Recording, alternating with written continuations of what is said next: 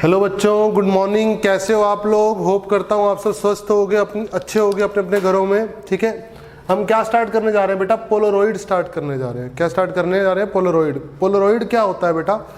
Polaroid एक ऐसी device है, ठीक है, एक ऐसा अरेंजमेंट है जिससे क्या कर सकते हो आप? किसी अनपोलराइज लाइट को पोलराइज कर सकते हो। क्या कर सकते हो? अनपोलराइज लाइट को पोलराइज कर सकते हो। ठीक है, किससे मिलके बनता है ये? It is a material which polarise light. ठीक है, पोलरॉइड होता क्या है? होता क्या है बेटा? कुछ क्रिस्टल होते हैं क्विनाइन आइडोसल्फेट सॉल्यूशन के। ठीक है, क्विनाइन आइडोसल्फेट सॉल्यूशन के क्विनाइन आइडोसल्फेट के क्या होते हैं? कुछ क्रिस्टल होते हैं। ठीक है, और इसको सेलुलोज के साथ मिक्स किया जाता है और पेस्ट बनाई जाती है। क्या किया जाता है? सेलुलोज के साथ मिक्स किया जाता है और क्या बनाई जाती है? एक पेस्ट बनाई जाती है। ठीक है, और उस पेस्ट को एक थिन स्लिट्स की, जैसे पैरेलल स्लिट्स है, उसके ऊपर क्या किया जाता है? स्क्वीज किया जाता है। पैरेलल स्लिट्स वाली लेयर के ऊपर स्क्वीज किया जाता है उस पेस्ट को। ठीक है, करने के बाद जो आइडोसल्फेट के सॉल्यूशन होते हैं वो अपने आप को अलाइन कर लेते हैं parallel to their optical axis. कैसे अलाइन कर लेते हैं?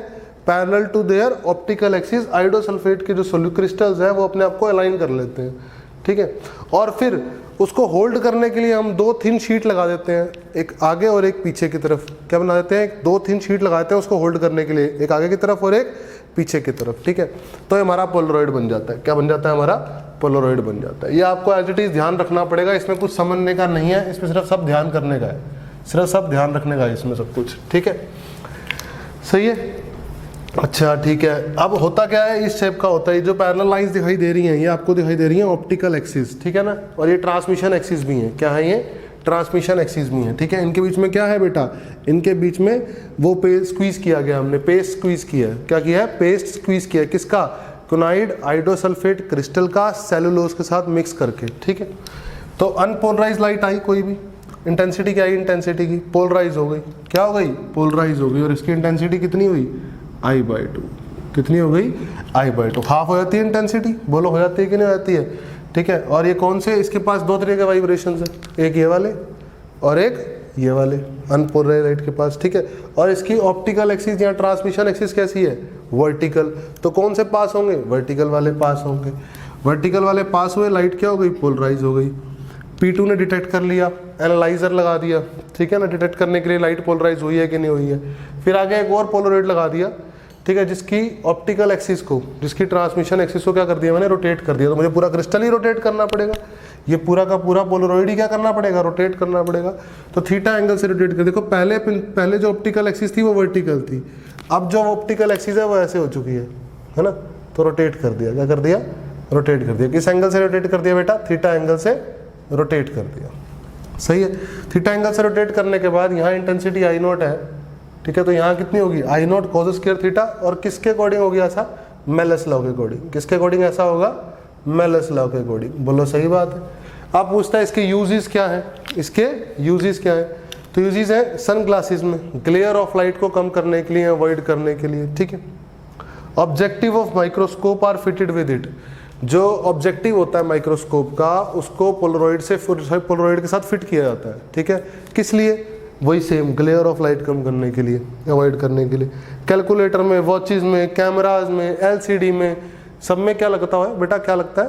पोलरॉइड लगता है। विंडो पैन्स ऑफ एरोप्लेन्स में, ठीक है ना, विंडो पैन्स ऑफ एरोप्लेन में, एरोप्लेन के अंदर दो पोलरॉइड लगते हैं। इसमें क्या लगते हैं? दो पोलरॉइड लगते हैं बेटा, एक आगे की तरफ लगता है और एक पीछे की तरफ लगता है। समझो, एक तो जहाँ पैसेंजर बैठा है उसकी तरफ लगता है, मान लो ये पैसेंजर है, ठीक है, और एक तो ऐसे खिड़की पे लगता है इधर, और एक उसके पीछे लगता है। ठीक है, एक उसके पीछे लगता है। तो ये सामने से आने वाली लाइट को, बाहर से जो लाइट आ रही है, ये उसको क्या करता है? पहला पोलराइजर उसको क्या करता है? उसकी इंटेंसिटी को हाफ कर देता है।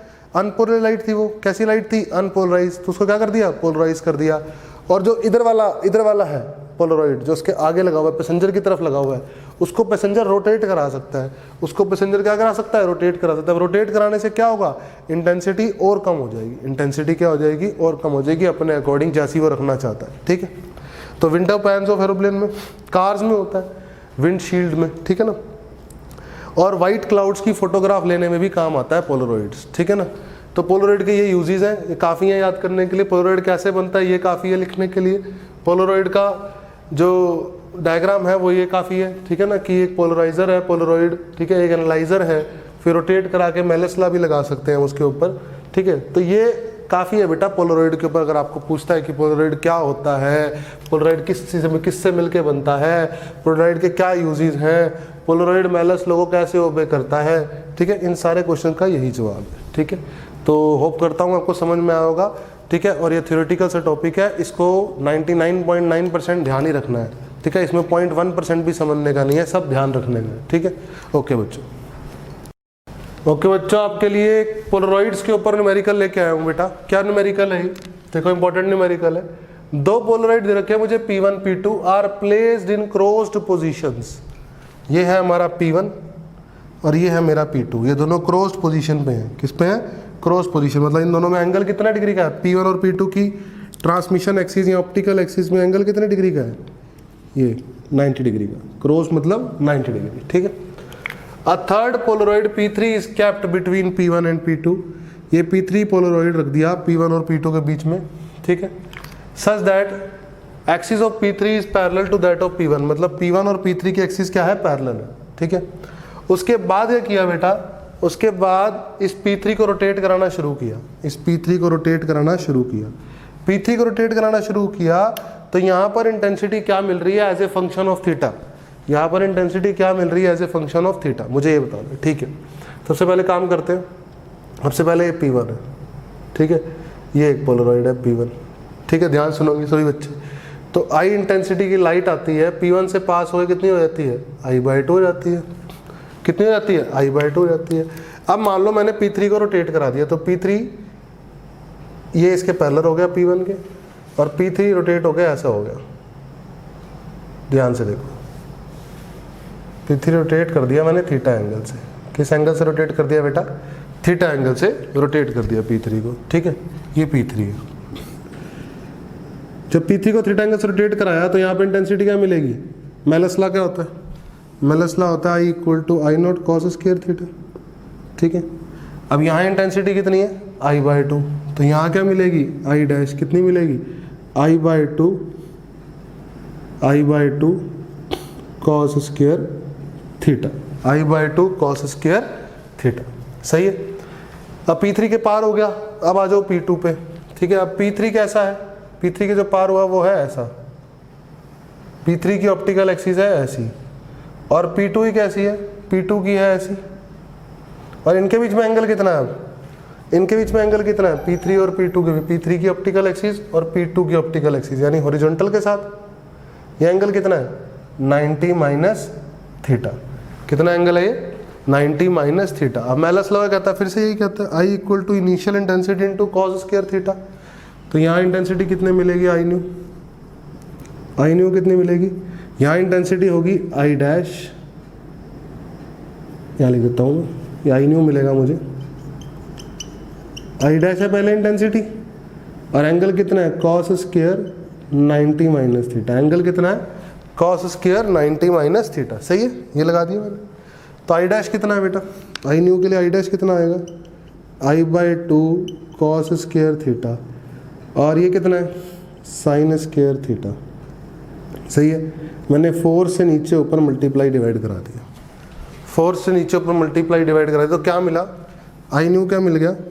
I न्यू मिल गया मेरे को I/8 4 cos square sin square theta. 2 sin theta cos theta होता है sin 2 थीटा। ठीक है, और 4 cos square sin square theta बनेगा sin स्क्वायर 2 थीटा। कितना बनेगा? sin स्क्वायर 2 थीटा। This is the intensity, this is the final intensity as a function of theta. This is I new as a function of theta. ठीक है, इसका graph भी plot कर सकते हो आप, sin स्क्वायर थीटा का ग्राफ प्लॉट कर सकते हो आप बहुत आसानी से। ठीक है, सबसे पहली बात साइन जैसा ग्राफ होगा। दूसरी बात नेगेटिव में नहीं जाएगा, नेगेटिव में नहीं जाएगा। ठीक है, तो देख लेते हैं कैसा ग्राफ बनेगा। Intensity versus theta. ठीक है, तो ग्राफ बनेगा ऐसा। ठीक है, सबसे पहली बात थीटा की वैल्यू 0 डालेंगे, थीटा की वैल्यू 0 डिग्री डालेंगे, यानी ये जब पोलराइड P1 P3 पैरेलल होंगे तो इंटेंसिटी क्या होगी? 0। क्या होगी इंटेंसिटी? 0। ठीक है, थीटा की वैल्यू 0 डालने पे। फिर थीटा की किस वैल्यू पे इंटेंसिटी 0 होगी? अगली बार π/2 90 डिग्री पे, यानी अब थीटा की वैल्यू जब P1 ऐसा होगा, P2 ऐसा हो, P3 ऐसा होगा और P2 भी ऐसा होगा, तब भी इंटेंसिटी क्या मिलेगी? 0। 90 डिग्री का केस हो गया ये 90 डिग्री का केस हो गया। जब ये पैरेलल है दोनों एक्सिस तो 0 डिग्री का केस हो गया, तब भी 0 मिलेगी, यानी π/2 पे। ठीक है, फिर पाई डालोगे 3 पाई, फिर क्या डालोगे? फिर डालोगे पाई, तब भी 0 मिलेगी, तब भी क्या मिलेगी? 0 मिलेगी। तो this is intensity as a function of theta. ठीक है, और कब मैक्सिमम मिलेगी? कब मैक्सिमम मिलेगी? π/4 पे मैक्सिमम मिलेगी। π/4 पे क्या मिलेगी? मैक्सिमम मिलेगी। π/4 डालोगे तो sin 2 थीटा की मैक्स वैल्यू कितनी हो जाएगी? 90 डिग्री। sin 2 थीटा मतलब sin 90 बन जाएगा, ये 1 हो जाएगा। और कितनी मिलेगी उस केस में? उस केस में मिलेगी I/8। कितनी मिलेगी? I/8, मतलब 0 से I/8 तक बढ़ेगी 90 डिग्री तक घुमाने तक। ठीक है, 45 डिग्री घुमाने तक। फिर 45 से 90 जाते हुए फिर I/8 से 0 हो जाएगी। ठीक है, फिर 90 से 135 डिग्री तक जाते हुए 3π/4 तक बढ़ेगी। फिर कितनी हो जाएगी? I/8 हो जाएगी। फिर 135 डिग्री से दोबारा 180 तक आते हुए फिर क्या हो जाएगी? I/8 से 0 हो जाएगी। ठीक है, this is the graph I new as a function of theta. और ये इक्वेशन, ये क्या है? इक्वेशन। आसान सवाल है, आपको आना चाहिए, इंपॉर्टेंट सवाल है। ठीक है, तो बेटा एक और न्यूमेरिकल लेके आया हूँ आपके लिए पोलराइजेशन के ऊपर, कि एक unpolarised beam of light is incident on a group of 4 polarising sheets. 4 polarising sheet है इस बार। कितनी है? 4। arranged in such a way that the characteristic direction of each polarizing sheet makes an angle of 30 degree with that of preceding sheet। मतलब एक की optical axis अगली वाले से 30 डिग्री पे, फिर अगली वाली उससे अगली वाली 30 डिग्री पे, फिर अगली वाली उससे अगली वाली 30 डिग्री पे। ठीक है ना? तो what fraction of incident unpolar light is transmitted. ठीक है बेटा, सबसे पहली बात, पहली बार जब पोलराइजेशन होता है तो इंटेंसिटी थी, मान लो कितनी? I। कितनी इंटेंसिटी थी? I। तो I1 कितना हो गया? I/2 हो गया। पहली बार पोलराइज हुई पहली शीट से जब, सिंपल। ठीक है ना? फिर अगली शीट से हुई, जब अगली शीट से पोलराइज हुई तो कितना? I2 इंटेंसिटी होगी, जो क्या हो गया? I1 cos square 30 degree. बोलो तो कितना आया? I1 की जगह आया I/2। cos 30 डिग्री होता है √3/2 और उसका स्क्वायर करेंगे आएगा 3/4, तो आएगा 3I/8। कितना आएगा? 3I/8। फिर तीसरी बार हुआ जब, तो I3 बनेगा I2 cos स्क्वायर 30 डिग्री, क्योंकि अगला फिर 30 डिग्री पे ही है, अगला फिर 30 डिग्री पे है। ठीक है, तो I2 की वैल्यू भी निकाली आपने, तो I3 आ गया 3I/8 into cos square 30 degree, यानी 3/4। √3/2 होता है ना, कितना आएगा? 3/4। कितना आ गया? 9I/32। 9I/32 आ गया। ठीक है बेटा, आसान है, कोई दिक्कत वाली बात नहीं। अब चौथी बार होना है, जब चौथी शीट से जाएगा तो I4, तो वो क्या आएगा? I3 cos स्क्वायर, फिर अगला एंगल 30 डिग्री का ही है, अगला एंगल फिर किसका है? 30 डिग्री का ही है। तो कितना आएगा? I4 आएगा, I3 कितना? 9I/32 इंटू cos स्क्वायर 30, 3/4, तो कितना आएगा? 27I/2 4 जा 8 और 4 3 जा 12, 128। ठीक है, तो क्या पूछा आपसे उसने? What fraction of incident light. ठीक है, तो I4/I पूछा है आपसे, क्या इंसिडेंट लाइट है, क्या फ्रैक्शन, कितना फ्रैक्शन लाइट क्या होगी? ट्रांसमिट होगी। तो I4/I पूछा, तो कितना आएगा? I4 के नीचे इस I को ले आऊँगा, तो आंसर आएगा, फ्रैक्शन आएगी 27/128। This is the answer, 27/128। Very simple question, कोई दिक्कत नहीं थी, आसान सवाल था। ठीक, और डायग्राम तो सिंपल ही है, आपको बताइए कि पहली बार ऐसा, दूसरी बार फिर 30 डिग्री पे, ये तो 1 हो गया, फिर ये 2 हो गया, फिर अगला फिर 30 डिग्री पे, ये 3 हो गया, फिर अगला फिर 30 डिग्री पे, ये 4 हो गया, फिर जब चौथी से पास हुई तो फाइनल लाइट मिली, वो फिर 30 डिग्री पे रखा। ठीक है, तो पहला पोलराइज़र, दूसरा पोलराइज़र, तीसरा पोलराइज़र और चौथा पोलराइज़र से पास होने वाली लाइट निकालनी थी, चौथे पोलराइज़र से पास होने वाली लाइट निकालनी थी। ठीक है ना बेटा? पक्की बात है, कोई दिक्कत वाली बात नहीं। तो 3 बार हमने 30 डिग्री लगाया, एक बार यहाँ, एक बार यहाँ और एक बार यहाँ। यहाँ फाइनल मुझे लाइट मिली, इसके बाद मुझे फाइनल लाइट मिली, इसके बाद तो मुझे यहाँ पे क्या मिली, फाइनल लाइट। सही है, आसान है, कोई दिक्कत नहीं है, बिल्कुल आसान है। ओके चलो बेटा एक न्यूमेरिकल लेके आया हूँ आपके लिए। A critical angle between given transparent medium and air is C. A ray of light in air enters this transparent medium at an angle of polarizing angle P. Deduce a relation of angle of refraction in terms of C. ठीक, दो अलग अलग बातें हैं यहाँ पे, ध्यान से देखना। सबसे पहली बात तो क्रिटिकल एंगल, ठीक है, तो ये मीडियम हो गया, ये एयर हो गया। तो क्रिटिकल एंगल का मतलब होता है ये कि लाइट आई इस पे सी पे, क्या आई सी पे, और कैसे चलेगी, ऐसे चलेगी।